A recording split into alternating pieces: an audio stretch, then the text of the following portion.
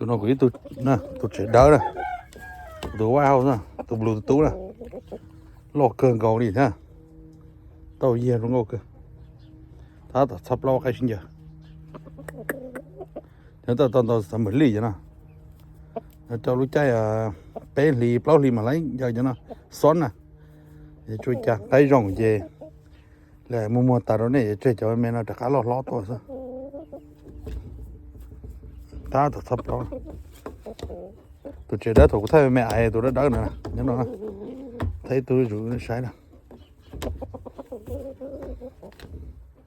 mẹ xài rồng lo nè tụi nó chỉ sợ lo cái gì nè cái này có từ tôi tạm rồng hiểu tụi nó lo hay rồng để tớ lo cái tụi mong cái cửa để nó cái xả lo cái này chứ bỏ lo chuyện